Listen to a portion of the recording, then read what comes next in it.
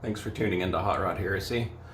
Working on the Australian Ford AU Series Intech single overhead cam 4-liter inline 6-cylinder engine today. We're going to be file fitting the piston rings for this engine. This engine's going to be turbocharged, probably end up with a little bit of nitrous on it too, just for fun. I have every intention of putting 30 pounds of boost to this engine. Got a Borg Warner S400 series billet wheel, 82 millimeter compressor, T4 125 AR turbine housing turbo going on this. So we're gonna set the ring gaps up accordingly, and I thought I'd create this video just in case you never filed rings before and you want to assemble your own engine. Maybe you'll find something in here that'll be helpful. So when you're filing piston rings, you gotta have a few different components. Obviously you gotta have a ring filer. You can get a variety of different ring filers from a number of manufacturers, both manual and electronic, or electric I should say. This is a manual filer that I got from Proform years ago. Normally they have a crank in here so you can do a hand crank motion. I took that out and fit a little socket head cap screw inside there that I hook a drill motor up to, and made it my own electric filer. If this is your first time filing rings, don't do this. You can remove a lot of material quickly, especially if you're working with a piston ring that's a cast iron based material. And then you'll end up ruining your rings because you end up with too wide of a ring gap.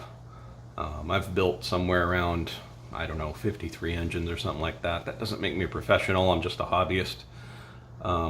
But because of that, I have gotten a little bit of a feel for this particular filer with my drill and what it takes to establish the correct ring gap using this method.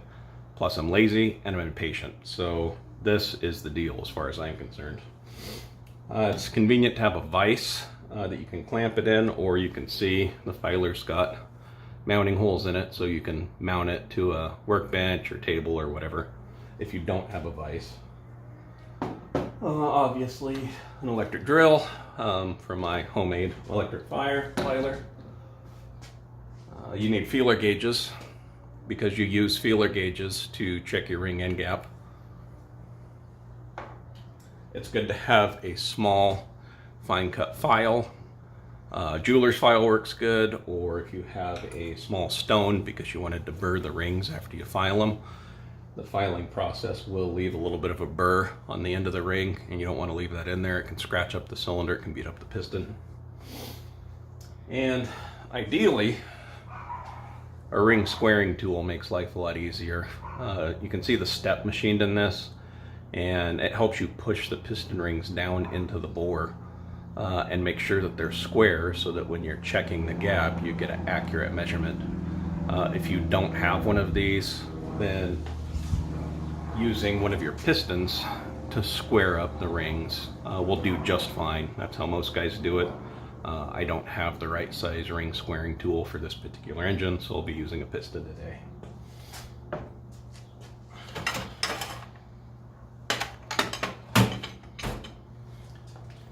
So this engine, we had Manley custom build us a set of forged pistons. I left all the specs up to them. I just told my guy back there, Jesse, I want it to handle 30 plus pounds of boost and over 1,000 horsepower. I'll leave the rest to you. This is what they built. They build killer stuff. I have no doubt whatsoever that this will do everything I need it to do. They also supplied me with the piston rings, which they sourced from Total Seal, and these rings are specific for this application. We got a steel top ring. You can hopefully see in there, it's kind of a silver color. This is a lot harder piston ring than your normal cast iron stuff. And then we have a pretty standard ductile iron second ring. It's just a normal barrel-faced ring. It's not Napier cut or anything like that. And pretty standard oil rings. It's a metric ring package. These engines were metric from OEM Ford Australia. No need to do anything crazy. The OEM ring dimensions as far as thickness and radial goes works pretty darn good. And it's also a standardized ring set that Manley has available because they happen to make forged Barra pistons that they keep on the shelf. Same ring package that comes with those pistons. Actually very similar piston design as the Barra spec piston that they keep on the shelf. Just happens to be custom built for my single cam engine with the correct intake valve relief notch in the piston face. So when you're filing rings, it's generally a good idea, lay them all out and mark them so that you keep them in order by the cylinder that they correspond with. If your machine works consistent and your parts are consistent, which if you're using good stuff, it normally is. It's not necessarily a huge deal if you get rings mixed up between cylinders, but generally you're going to have very minute variations even on the best stuff. We're talking hundredths of a thousandth of an inch, so it's not much, but you should still keep the stuff matched per cylinder as you file. I recommend if you have dissimilar ring materials in your ring pack that you start with just the top rings. Being it's steel, it's harder, it's going to take more time to file. That way you kind of get a feel for it, and you get a rhythm, you get through all those, and then you go to your ductile iron second ring. If you have a ring set that uses ductile iron top and second, they pretty much have similar feel for the most part, so you can do one cylinder at a time if that's easier for you to keep track. Molle rings aren't necessarily anything special or different. It's still a ductile iron base material, but the ring manufacturer goes in and fills just the ring face in with that molle material. That provides better cylinder sealing. However, you can run into issues with the molle flaking off the ring.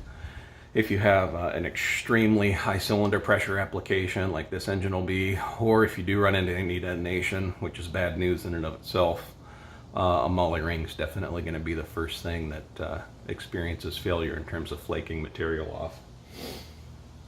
When it comes to setting ring gap, I've always just followed the piston ring manufacturer's guidelines on every engine I've ever built. I've never stuck a ring, I've never butted a ring, I've never broken a ring land, so that's always worked well for me. I know a lot of engine builders out there have their own recipes. That's great. Speak to your machinist about it. If they have a specific gap they want it set at, follow their instructions. They know what they're talking about. If they're not sure or you don't really know what to do, then you can always fall back on the piston ring manufacturer's guidelines, or give your ring manufacturer a call and ask for their technical expertise on that. This particular set of rings, they want 8/1000ths of gap per inch of bore for how I'm going to be using this. So that comes out to 29/1000ths top piston ring gap. I like to gap the second ring a little bit bigger than the top ring, so I'm going to go 32. You generally only need 2 to 3/1000ths more gap on the second ring. The reason for that is it gives any combustion gases and pressure that builds up between the top and second ring an escape path into the crankcase. If it's possible that if you have a tighter second ring gap, that you can get some pressure trap between the top and second rings, and there's nowhere for it to relieve that pressure because the second ring gap is tighter than the top. So it's going to go path of least resistance, the top ring gap being bigger. It's going to try and relieve through there. However, you have combustion pressure pushing down on the piston and the ring, so it's fighting itself, and that pressure between the rings can actually unseat the top ring and cause ring flutter, particularly at high RPM. And if you're getting into ring flutter, not only are you fatiguing the ring unnecessarily on the top ring, you're also losing cylinder sealing. And it's not a permanent condition, it's conditional on cylinder pressure and RPM. But nonetheless, there's no need to give up any ring seal that you don't have to. Any pressure that isn't exerting force against the top of the piston and isn't sealed by the ring is just wasted power. So having that bigger gap on the second ring gives that potentially trapped gas a path of escape into the crankcase, where then it can adequately and appropriately vent itself through the crankcase ventilation system. Or if you're running a vacuum pump, then you're pulling a vacuum on the crankcase and it's going to vent to the tank. So that's really the right way to do this type of build. And even OEM engines have gone to that type of ring gap now. If you look at modern LS engines, which are obviously really popular, they're all gapped bigger on the second ring right from the factory because of those very reasons. So used to be a lot of conjecture, a lot of myth, a lot of argument about that, and Some ring manufacturers claim, oh, that's BS, it doesn't really happen. But when the OEMs take notice and they start doing it, generally a good idea to pay attention to what's going on. They have really high-paid engineers that are very smart and know what they're doing. So a lot of race technology is filtered down from OEMs. It's always been that way, still applies today. So I'm going to get started on the process. Like I said, we're going to start with top rings only because it's a steel material and I want to find my rhythm and feel for this ring and not get myself mixed up on the different ring materials as far as how much to gap. So we're going to put this ring in the cylinder, we're going to square it with the piston, and we're going to check to see what, if any, gap it has right now out of the box. In my experience, file fit rings generally don't have any gap, so you're definitely going to be filing regardless.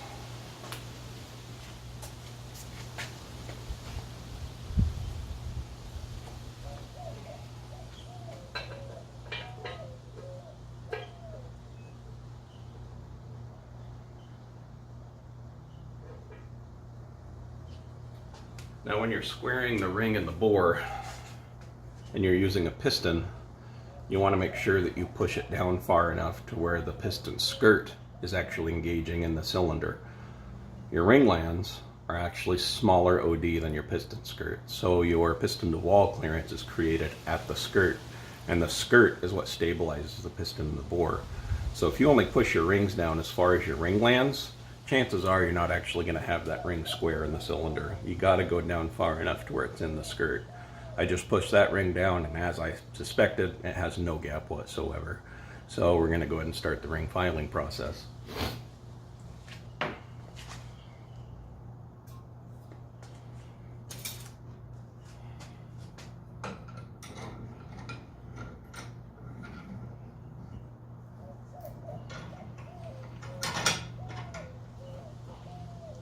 And if you're like me and you've got a janky vise, using a box end wrench to help tighten it, as you can see I've done many times, makes it a little more secure.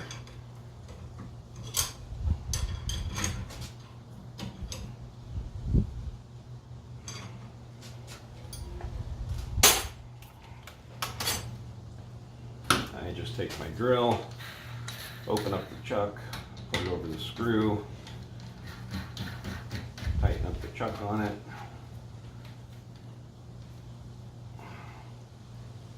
And it's stable enough that the drill will literally just hang there.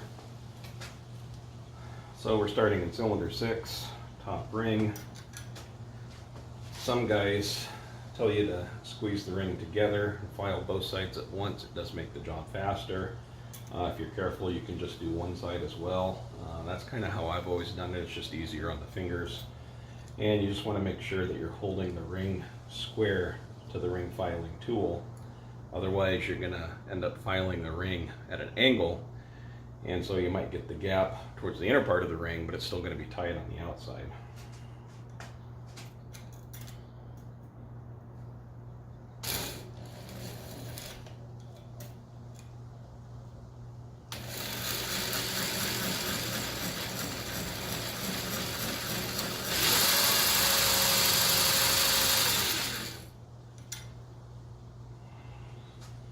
You don't have to deburr it after every filing because you're going to do multiple filings to sneak up on the ring gap anyway, but you're definitely going to want to deburr after the final filing.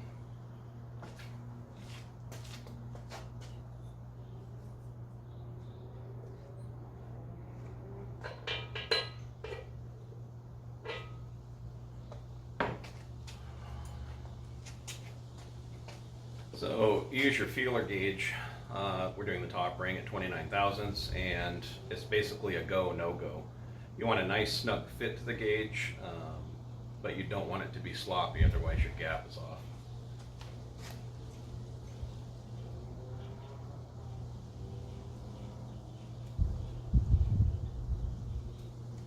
With that little bit of filing, we're at about 18 to 20 thousandths. So you can see it removes material pretty quickly, so we're just going to sneak up on it to the 29.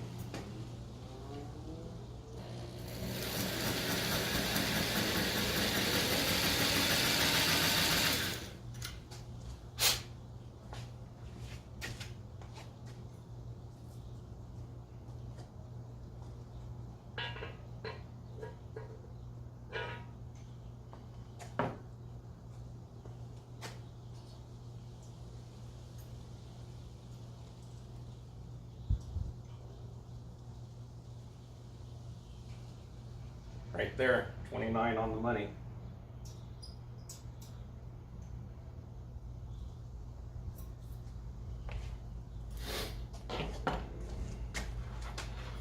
So now that that ring gap is set, you just want to kind of go by feel for any sharp edges.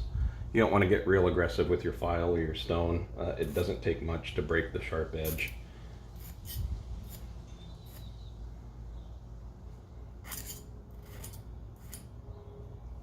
And you want to check all the sides. Ring face has a little bit of a burr on it.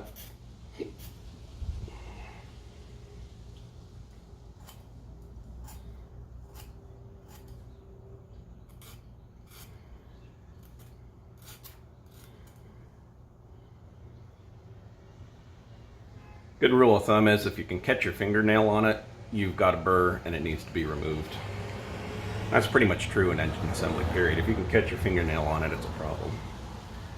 So that's it. Got that top ring deburred. Don't know if you can really see it or not, but there it is. And that's piston ring filing. Hope it helps.